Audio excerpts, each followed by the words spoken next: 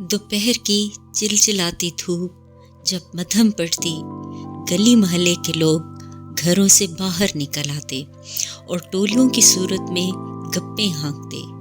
हर आते जाते पर टोकबाजी की जाती। कभी कभार ऐसा करारा जवाब मिलता कि सब अपना सा मुंह लेकर रह जाते, वरना अक्सर तो निशाना बनने वाला मुंह छुपाकर चले जाने में ही आफियत जानता।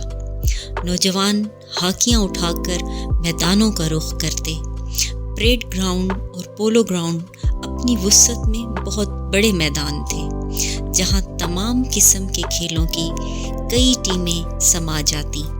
इधर लोग दुकानों के थड़ों पर बराजमान होकर लूडो और कतार गोटी खेलते। गली की एक दो बैठकों में चाय पिलाने या मूंगफली खिलाने की शर्त पर ताश या कैरम की महफिलें जमा करती। हार जीत पर जो शोर मचता वो पूरा मोहल्ला सुनता। जुम्मा के दिन परेड ग्राउंड में कबड्डी खेली जाती। कारोबार में छुट्टी की वजह से लोग जोक दर जोक ग्राउंड की तरफ रुख करते। अशरी पहलवान, वजीरा कोसी और सिप्तैन शाह का खेल देखने खास कर लोग परेड ग्राउंड पहुंचते।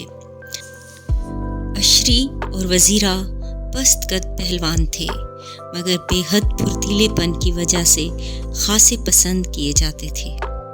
सिप्तैन शाह सरुकत था और कबड्डी डालता तो उल्टे कदमों वापस दौड़ते हुए अपने हरीफ को थप्पड़ों पर रख लेता और लकीर अबूर कर जाता। उसी शाम ताश और कैरम खेलने वालों में कदरे बड़ी शर्तें लगाई जाती। हारने वाले खाने पीने का बंदोबस्त किया करते। तब नानी वाले का होटल चाय की तरसील के अलावा पकवान सेंटर बन जाता और होटल के चूल्हे पर गैसी कोयलों की आंच पर जब देसी मुर्ग पकता तो सालन की खुशबू हरीस कर देती। मरकजी गली में कई बंद कूचे थे, जिनमें औरतों का बगैर हिजाब एक दूसरे के घरों में आना जाना लगा रहता। यहाँ के रहने वालों की किस्मतें भी इन्हीं गली कूचों की तरह थीं। किसी किसी को आगे रास्ता मिल जाता, वरना अक्सर तो बंद कूचों के मकीन थे। डिवाया अफीम की लत में बुरी तरह गिरफ्तार था। सारा दिन नशे में मदहोश गली की एक तरफ किसी दीवार की टेक लगाए अपने आप में मगन रहता। उसके बालों, जिस्म और कपड़ों पर मैल की कई तहें जमी रहती। आते जाते लोग उसे छेड़ते, जिन्हें वो सरफे नज़र कर देता। मगर तमाशा तब शुरू होता जब कोई लड़का ईंट या पक्के रोड़े से साथ वाले बिजली के खंभे को बजाना शुरू करता। टन टन टन टन टन टन टन टन की आवाज़ से उसका दिमाग बजने लगता। नशा हिरन होने के डर से वो बेतहाशा गालियाँ बकता। अपने आसपास किसी ढेले की तलाश में ज़मीन पर हाथ फेरता और शरारत करने वाले को डराने की कोशिश करता। मोहल्ले में एक और किरदार साविल फ़कीर का था। उसे ये नाम लोगों ने दिया हुआ था। वो टीन के डब्बे में घास डालकर गंदे नाले से उसमें पानी डालता और सारा दिन वही पानी पीता रहता। बुड़बुड़ाने के अलावा किसी से कोई बात ना करता। अलबत्ता कभी कभार डिवाया से कोई एक आध जुमला बोल देता, जिसे सुनकर डिवाया अक्लमंदों की तरह मुस्कुरा देता। जिन दिनों वो 7वीं क्लास में था, तब सारे मोहल्ले में सिर्फ एक घर में टेलीविज़न था।